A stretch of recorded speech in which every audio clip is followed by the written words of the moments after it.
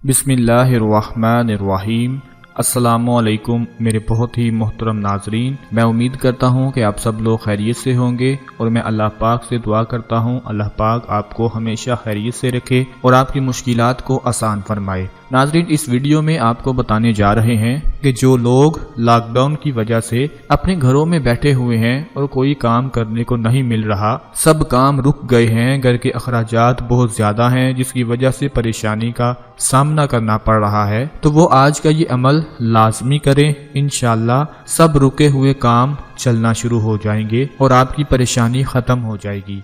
लेकिन उससे पहले आपसे गुजारिश है कि चैनल को सब्सक्राइब कर लें और साथ बेल आइकन वाले बटन को लाजमी प्रेस करें ताकि हमारी हर नई आने वाली वीडियो सबसे पहले आप लोगों को मिलती रहे।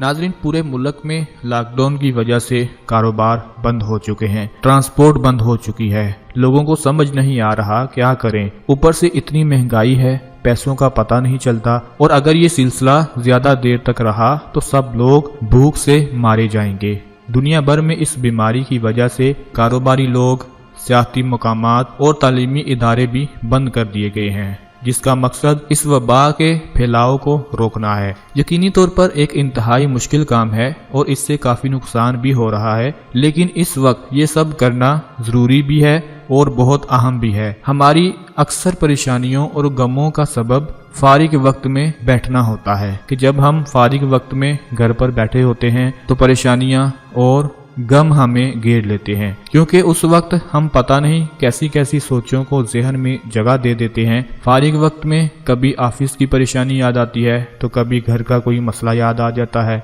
मर्दों के साथ साथ ख्वातीन को भी यही मसला दरपेश है। वो अक्सर अपनी सास या बहू से मुताल्लिक सोचती रहती हैं, जिससे उनकी जिंदगी अजीरन हो जाती है। जहन में आने वाली ये सोचें अगर इस काबिल हैं कि उन्हें हल किया जाए तो कोई बेवकूफ़ ही होगा जो उन्हें टालने का मशवरा देगा, क्योंकि आजकल हर बंदा घर में फारिग है और समझ से बाहर है कि क्या किया जाए और क्या ना किया जाए। हर बंदा किसी न किसी सोच में जरूर मुब्तला है। उन सब सोचों से निजात का एक ही तरीका है कि खुद को मसरूफ रखा जाए और ये तरीका सबसे बेहतरीन है। आप घर बैठे मुतालिया किया करें, स्टडी किया करें। मुतालिया की आदत को इख्तियार करने के लिए आपने जो शुरुआत करनी है वो कुरान मजीद की तिलावत से करनी है और अहादीस के मुतालिया से करना है, और उसके लिए बेहतरीन जो वक्त है नमाज फजर के बाद का है। शुरू में रोजाना सिर्फ 15 मिनट कुरान पाक की तिलावत के साथ आगाज करें बाकायदगी के साथ, और रोजाना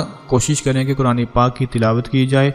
पहले 10 मिनट कुरान मजीद की तिलावत कर लें और बाकी 5 मिनट हदीस की किसी किताब का मुतालिया कर लें, मगर उसमें ज़रूरी बात यही है कि उस काम को रोज़ाना बिला नागा किया जाए। कुछ ही अरसे में ये आदत आपकी ज़िंदगी का हिस्सा बन जाएगी। उससे न सिर्फ आपका दीन से ताल्लुक कायम रहेगा बल्कि अल्लाह पाक की किताब और रसूल पाक सल्लल्लाहु अलैहि वसल्लम की हदीस का बाकायदा मुतालिया तज़किया नफ्स का भी बेहतरीन जरिया बना रहेगा। और ये यकीन करें, अगर आप इस काम में खासकर आज के दिनों में मसरूफ हो जाते हैं तो आज के मुश्किल हालात में भी आपके लिए आसानियां पैदा हो जाएंगी और लॉकडाउन के बाद भी आपको कोई परेशानी नहीं आएगी, क्योंकि आपकी एक आदत बन जाएगी और आप फिर नमाज भी अदा करेंगे और कुरान पाक की तिलावत भी करेंगे। जैसा कि आप सबको मालूम है, इस वक्त मुल्क भर में दिहाड़ी पर काम करने वाले अफराद सबसे ज्यादा मुश्किल में हैं, क्योंकि ये वाहिद तबका है जिसकी कोई जिम्मेदारी नहीं उठाना चाहता। कुछ तनख्वाह लेने वाले वर्कर्स का कहना है कि इस वक्त सूरत हाल बहुत खराब है। बहुत ही कम ऐसी फैक्ट्रियां मौजूद हैं जो वर्कर्स से 2 माह काम लेने के बाद 1 माह की तनख्वाह दे रहे हैं। तो आज इसी हवाले से आपको